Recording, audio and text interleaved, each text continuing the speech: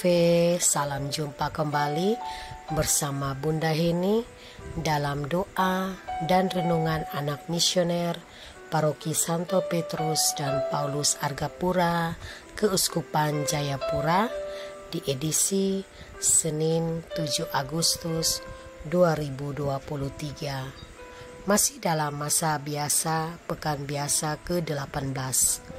Anak-anak dan remaja misioner yang terkasih, sebelum kita mendengarkan sabda Tuhan, mari kita tandai diri kita dengan tanda kemenangan Kristus.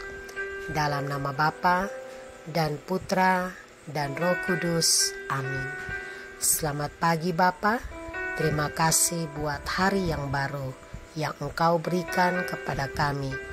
Kami mohon ampunilah salah dan dosa kami pada hari ini.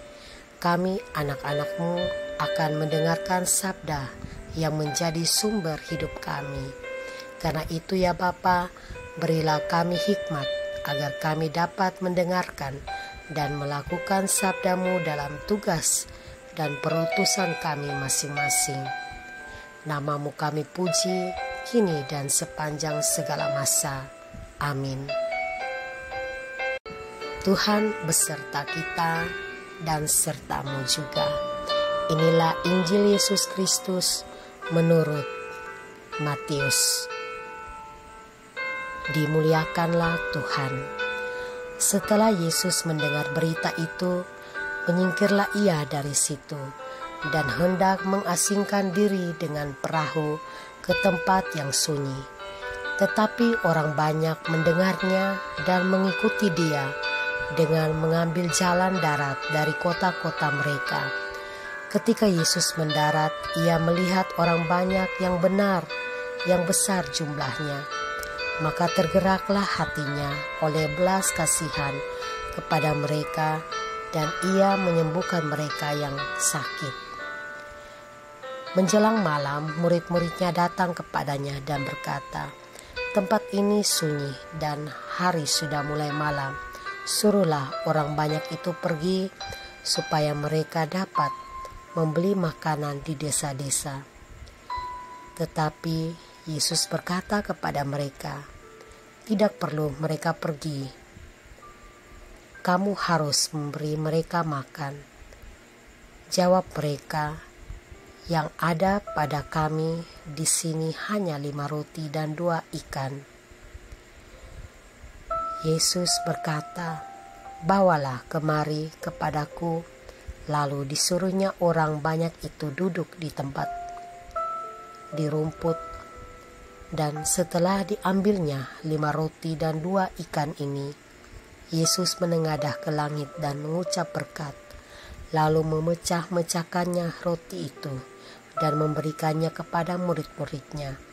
Lalu murid-muridnya membagi-bagikannya kepada orang banyak, dan mereka semua makan sampai kenyang. Kemudian orang mengumpulkan potongan-potongan roti yang sisa 12 bakul penuh. Yang ikut makan kira-kira 5.000 laki-laki, tidak termasuk perempuan dan anak-anak. Demikianlah sabda Tuhan. Terpujilah Kristus. Anak-anak dan remaja misioner yang dikasihi Tuhan, setelah kita mendengar bacaan kitab suci pada hari ini,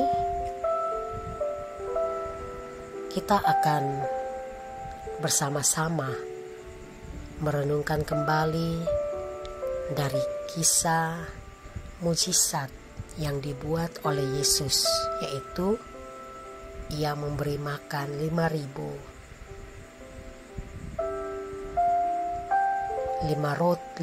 roti dan 2 ikan, di mana dia memberi makan kepada orang-orang yang pada saat itu bersama-sama dengannya. Yang dibuat oleh Yesus ini mengajarkan kita agar dalam hidup kita sehari-hari kita dapat belajar untuk berbagi kepada sesama yang membutuhkan. Contohnya di sekolah, jika kita membawa bekal dan ada teman sekelas kita yang mungkin saat itu dia tidak mempunyai bekal, maka sikap yang harus kita lakukan adalah kita harus berbagi dari kelebihan bekal atau makanan yang kita punya. Atau misalnya teman kita ada yang terkena musibah, rumahnya terbakar, maka sikap kita sebaiknya peduli dengan cara berdoa dan memberi bantuan sesuai dengan kemampuan yang kita miliki. Nah, anak-anak, tanpa disadari hal-hal seperti inilah di mana Tuhan telah memberikan suatu mukjizat lewat perantaraan umatnya, maka sepatutnya kita percaya kepadanya. Anak-anak dalam ajar misioner yang dikasihi Tuhan, ada 3 hal yang akan kita pelajari dari maksud Tuhan dalam kisah Yesus memberi makan 5.000 orang, dan 3 hal yang perlu kita imani itu adalah: yang pertama, Yesus memenuhi kebutuhan para pengikutnya yang lapar dan haus. Yang kedua, Yesus memberi makan melebihi apa yang mereka butuhkan. Dan yang ketiga, Yesus memuaskan para pengikutnya dan memberi apa yang mereka inginkan dan harapkan. Dari ketiga maksud Tuhan tadi mungkin tidak terlepas dari benak kita, dan pastinya kita akan bertanya-tanya, sewaktu anak manusia yaitu Yesus ada di dunia, para pengikutnya tidak mengalami kelaparan, dan banyak sekali mujizat-mujizat yang dibuat oleh Yesus pada zaman itu. Tetapi pada zaman sekarang ini, mengapa mujizat-mujizat itu tidak nampak lagi di dalam gereja akhir-akhir ini? Mengapa masih ada orang yang lapar, haus, dan putus sekolah karena miskin? Anak-anak dan remaja misioner yang terkasih, mari kita sama-sama mendengar jawaban Tuhan bagi kita. Di dalam Injil Yohanes pasal 20 ayat 19 berbunyi demikian: "Berbahagialah mereka yang tidak melihat namun percaya." Memang mujizat yang dilakukan oleh Tuhan Yesus pada zaman ini tidak dapat kita lihat secara langsung. Karena Tuhan itu Dia menginginkan kita untuk percaya kepadanya, sehingga kita bisa terselamatkan. Mungkin tanpa kita sadari, di dalam perjalanan hidup kita sudah banyak mujizat yang Tuhan buat bagi kita, yang pastinya kita tidak bisa lihat dengan kasat mata. Namun dengan mata iman kita bisa merasakan bahwa di dalam setiap persoalan hidup kita yang kita hadapi, entah itu kita sakit, menghadapi masalah di mana kita tidak bisa menyelesaikannya sendiri, disitulah Tuhan hadir membuat sesuatu mujizat agar kita percaya dan diselamatkan. Mujizat seperti ini bersifat pribadi, yang artinya yang dapat dialami oleh masing-masing orang. Anak-anak dan remaja misioner yang terkasih, mujizat yang besar yang dibuat oleh Yesus yang paling sederhana adalah perayaan Ekaristi. Karena pada setiap perayaan Ekaristi, pada saat konsekrasi, di situ kita akan melihat roti dan anggur diubah menjadi tubuh dan darah Kristus.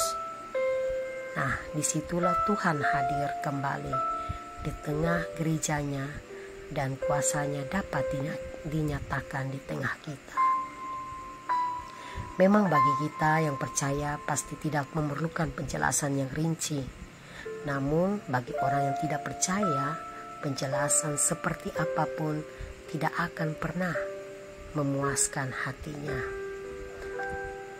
Oleh karena itu, mari anak-anak dan remaja misioner yang terkasih, kita sama-sama merenungkan di dalam hati kita, apakah kita termasuk salah satu orang yang percaya walaupun tidak melihat, ataukah kita pada posisi orang yang tidak percaya dan membutuhkan mujizat dan bukti? Semoga dengan renungan pagi ini, iman kita semakin percaya dan teguh kepada Yesus dan selalu berpegang pada pengharapannya, sebab Dia yang menjanjikan keselamatan selalu setia. Semoga amin. Anak-anak dan remaja misioner yang terkasih, marilah kita sama-sama doa anak misioner Indonesia. Tuhan Yesus, Engkau diutus Bapa menjadi berkat bagi dunia, menjadi selamat bagi manusia. Utuslah roh kami, anak-anak-Mu di Indonesia, untuk menjadi sahabat yang kuat bagi yang lemah, sahabat yang rela berkorban bagi yang menderita payah, sahabat penghibur bagi yang sakit dan gelisah. Tuhan Yesus, kami pun ingin menjadi utusan-utusan kecil-Mu, teman setia bagi yang tersingkir terlantarkan, teman bicara bagi yang kesepian terlupakan, sobat yang gembira bagi yang sedih dan susah, sobat yang penuh penghargaan bagi yang tak dicintai. Tuhan Yesus, utuslah kami kini dengan bantuan Roh Kudus-Mu menjadi garam dan ragi yang baik, menjadi terang dan obor yang cemerlang, membawa kegembiraan dan pengharapan. Tuhan Yesus, kuduskanlah badanku dan sucikanlah jiwaku. Ku persembahkan diriku padamu hari ini. Berkatilah semua anak dimanapun juga.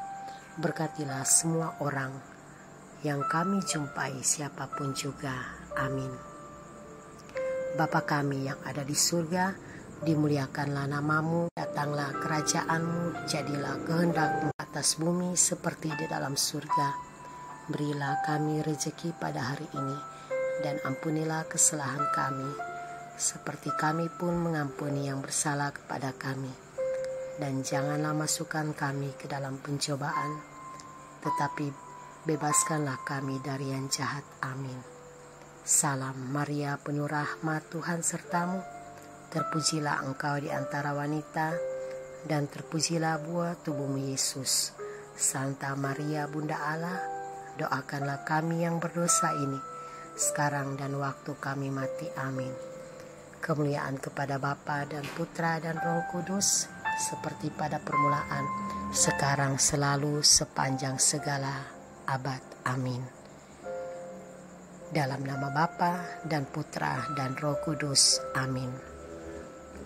Anak-anak dan misioner yang terkasih, demikianlah renungan kita pada pagi hari ini. Semoga segala aktivitas kita selalu diberkati oleh Allah Bapa yang Maha Kuasa. Selamat pagi, Tuhan Yesus memberkati.